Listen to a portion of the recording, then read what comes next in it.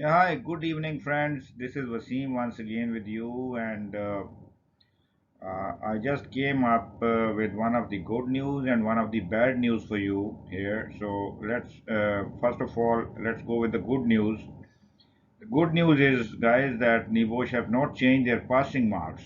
They are still the same 45 passing marks you need out of 100 in IGC 1 open book examination. And the bad news is that many people failed. Looking at the results out of the 6th of August session and earlier sessions, whosoever went for these exams, which were on 6th of August, many people failed, guys. Uh, it is the same thing which we kept on discussing with the people during the videos. We were preparing and we were discussing the fact that don't think that NEBOSH open book examination would be easier exam. It would be more difficult. The expectations of NEBOSH would be more and more, and people they made the same mistake. It was very clearly written in the answer sheet, in the question paper, sorry, that people have to come up with a bit detailed answers rather going with the bullet format and all that, which was old format. Since NEBOSH has provided you with access to all of the resources, they have provided you plenty of time to solve the exam 24 hours. So for sure, their expectation was high that you might be coming up with more adequate answers, with more relevant answers in a proper structured format. But even I'm assessor also, so I've seen some of the answer sheets and all that. People, they simply were writing in the same bullet format, 1, 2, 3, 4, 5, no details, nothing. So at the end of the day, result is in front of you guys. Many people failed, and this is not at all good that the results are not good. It is a bit challenging for me also now that we need to work out a situation, a strategy in which we will be more careful, in which we will be aiming for higher marks and passing the exams also. I received many appreciations from all over the world, whosoever were looking at these videos, and many people said they were following the techniques we were discussing and finally they passed the exams. But again, I received many questions also from different people who failed the exams. So guys, I will stick to my point here, the same point that you need to formulate your answer very carefully. You need to have a grip on the scenario. You need to connect your answers with the scenario. To the point answers are not required here, guys. If NEBOSH would like to ask you to the point answers and they give you a book also to be accessed during the exam, then where is the point? Where is the exam? You have to reproduce the same thing which is the book. No, this is not the situation, guys. Just understand what exactly they are looking for, and stick to the guidelines we are discussing here. Keep on practicing more and more. So finally, today I came up with another new scenario for you. Uh, this would be a help for all of those people who are due for examination on 28th of October, guys. So the more you practice, the more you see how things are being solved, how we are looking at the scenario, how we are connecting that scenario with our answers. This practice is required now. You are not required to memorize things. You are not required to waste your energy and time in all of the other things which are old pattern things. But just try to understand what examiners are looking for and stick to the techniques which we are discussing. The more you practice, the more better it is for you guys. So I have solved one of the question out of this scenario which I made, and I keep the floor open for all of you to solve the remaining questions, to give it a try to see how you are going to solve those questions. So friends, here is the exam scenario. This scenario is basically from a construction of mega residential complex. And if we read out the scenario, you are hired by a client as a third party health and safety consultant to further do a gap audit of one of their project where 20 contractors are working to complete the project.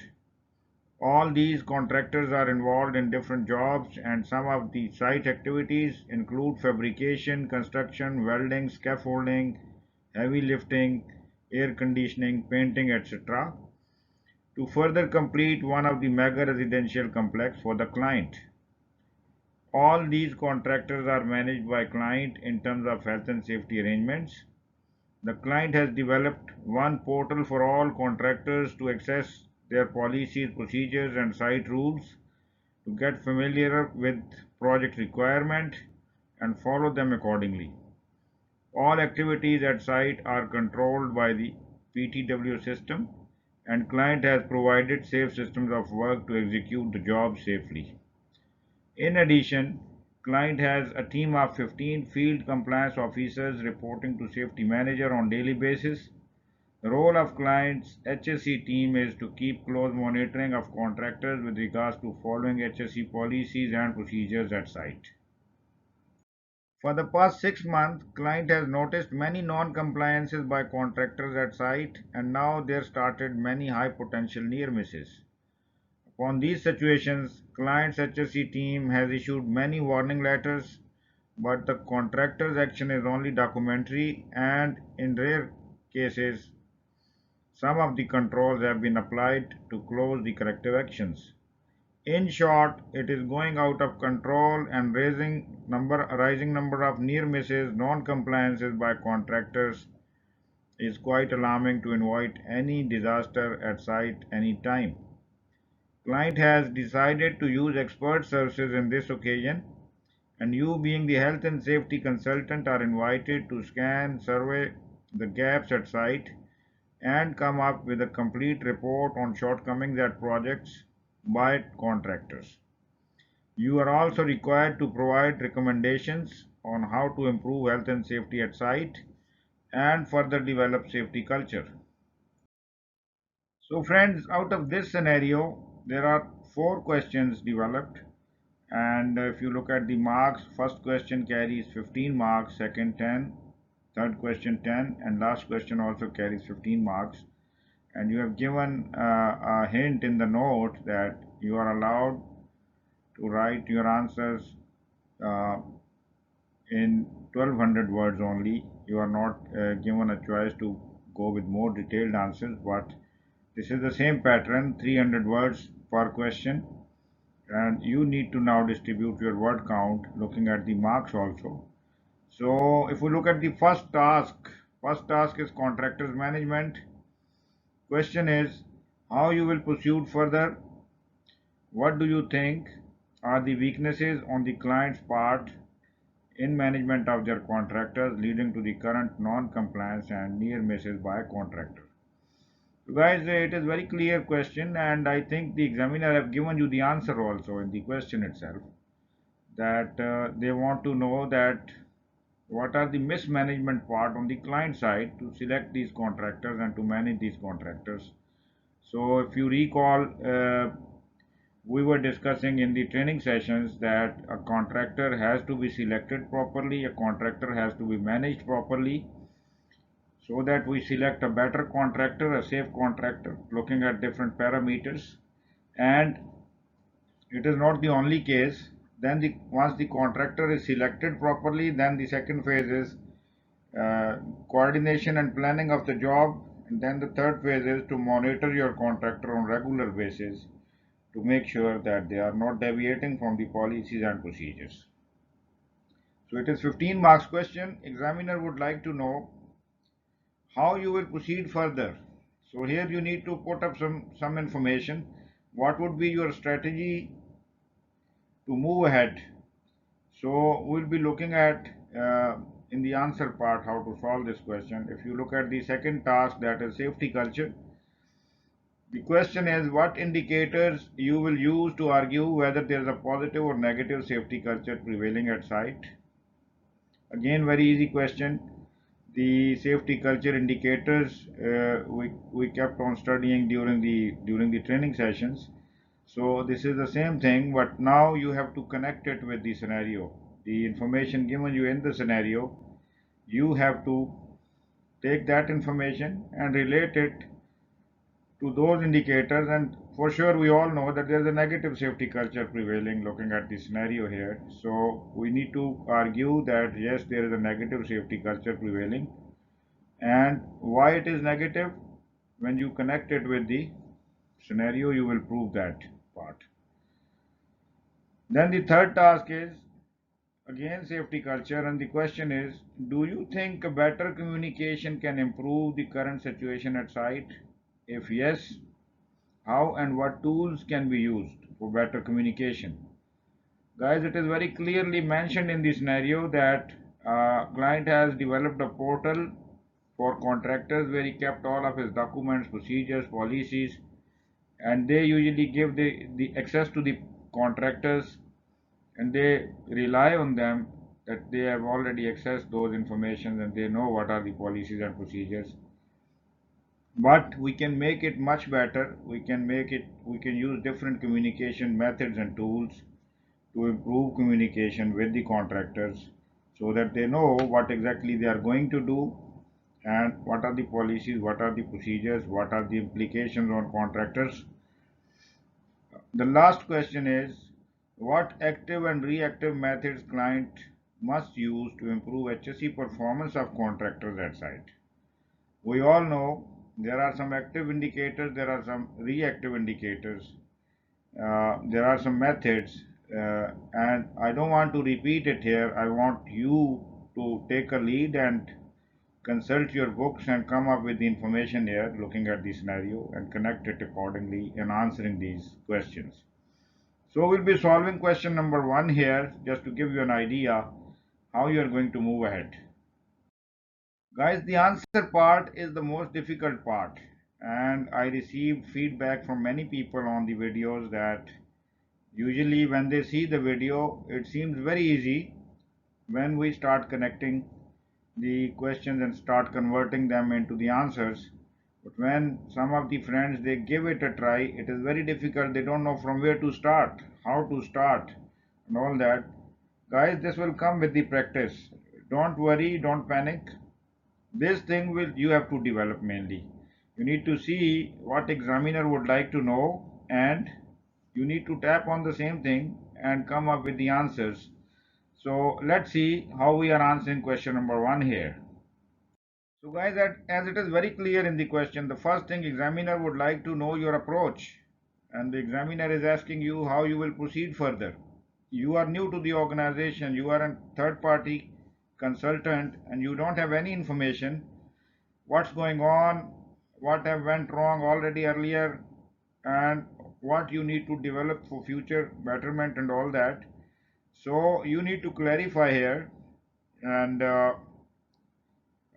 what the way I have started answering this question is, being HSE consultant, my first action will be to collect information on what has happened so far, what is current situation at site, and what will be the future strategy to improve. So you have to make it very clear by telling examiner your methodology to move ahead. Since you are hired for this job, so you have to tell them how you are going to move ahead. Then he said, so I will be using the following methodology to collect some information. If you refer back to your course book and materials, it was discussed in many occasions the information sources, guys. There are internal sources, there are external sources of information, there are web sources and all that. So for sure you will be highlighting some of the sources of information through which you will be collecting information on site. And uh, since this is the internal matter of the organization, the most critical information you require here is internal information, internal sources you will be tapping on.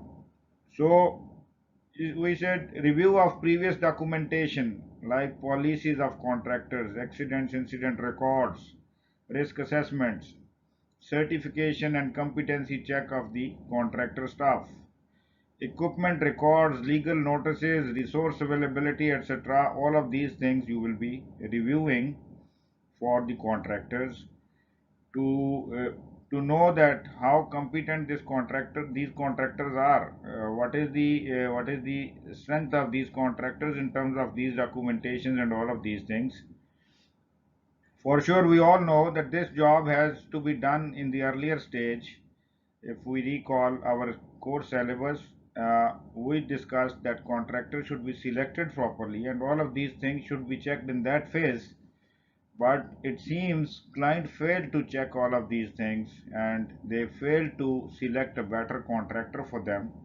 Their contractor selection criteria is very weak or poor. That's why they came up on selecting people or contractor which are always making mistakes, which are not following rules and regulations. So this screening should have been done earlier by client, but now being a consultant, for sure you need to review all of these documentations. Then he said, I will then interview key persons of contractor to see their knowledge and competency. Finally, I will visit the site and observe what actually is going on. For example, what their documents are saying and what are the actual situations at site to see the gaps. So these are the things he will be using or you will be using to collect some information at the earlier stage. Further, we mentioned here, keeping the information provided in the scenario, it is clear that contractors are not at all following HSE rules, regulations at site. They are involved in non-compliances, breaching site rules, which is further leading to high potential near misses, and sooner or later the situation will be even worse in case there will be any disaster. So it seems that the client has failed. In what? The client has failed to select the adequate contractors. Poor selection criteria of contractor can be one of the reasons. Poor planning and coordination of day-to-day activities and poor monitoring of contractors. Since the question is 15 marks, guys, we have to cover all the parts of the contractor selection and management. So I've covered all the three areas where we have to prove that this was a client's weakness and client failed to select a better contractor for them. Then later on, client failed to manage their contractor, failed to coordinate, failed to monitor. So this is what we will be covering. So guys, from here on, your life is easier now as this information is from the book itself. So in answering, we said client has to review his selection criteria for contractors to ensure selection of the right contractor for the job to be executed. Following are some of the points to be kept in mind while selection of contractors. So this is not something new we came up with. This is available in your book. This is available in your syllabus, how to select a contractor. But my point is, you are not writing these points as it is written in this slide. You have to write them in 2-3 lines each. So for example, you will be saying health and safety policy of contractor should be checked. You need to be a little bit more brief here and you need to say we'll be checking health and safety policy, the adequacy of policy, the resources and funding for the policies, and how smart objectives are set in the policy. Then you move on to the risk assessment and you will be defining it here a little bit more. You will say, we'll be checking contractors' risk assessments, their frequencies, their sufficiency and suitability of risk assessments, and the quality of risk assessment. So now the examiner would get an idea that yes, you are not only reproducing the bullet, but you know what you are going to check inside.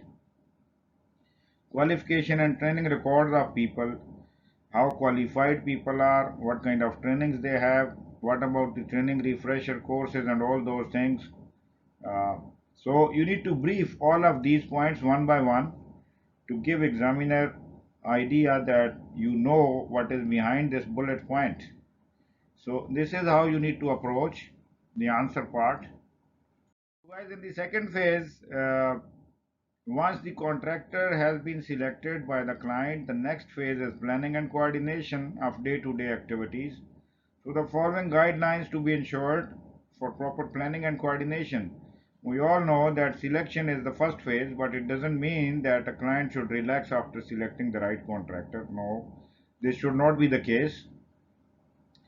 Then the second phase, client should share the information with the contractor, and even contractor should share the information out of his activities, how they are going to impact on the sites of clients and all that. So hazard posed by the site and the work carried out, this information will be given by client to the contractor.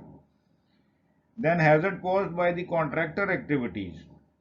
This contractor will exchange this information with the client to give him an idea what kind of hazards are there associated with his activities at site. Risk assessment procedures will be shared for sure. Method statements ensuring activities do not conflict and permit to work system to control the activities. All of these things will be discussed and shared with each other so that they are talking same language, they are on one line, and the contractor is very much clear what kind of method statements he is using, what kind of risk assessment formats will be there and all that, how the permit to work system will work, and when they need it, when they have to apply it, how adequately they need to follow permit to work systems, what is the hierarchy of controls and all that in the PTW systems. So all of this information should be shared with each other by client and contractor. So this is the second phase which I think missed out. That's why the contractors are behaving differently at site.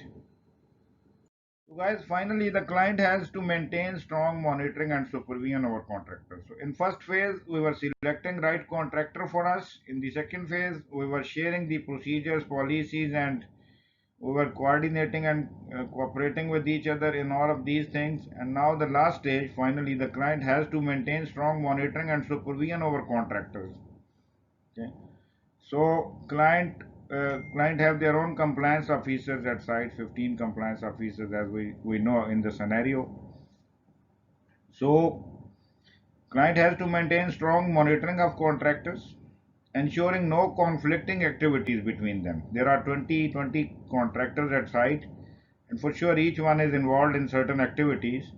A conflicting activities come when one contractor is doing something and it might hurt the other contractor out of his activity. For example, one of the contractor involved in flammable combustible gases business and the other come up with the hot work.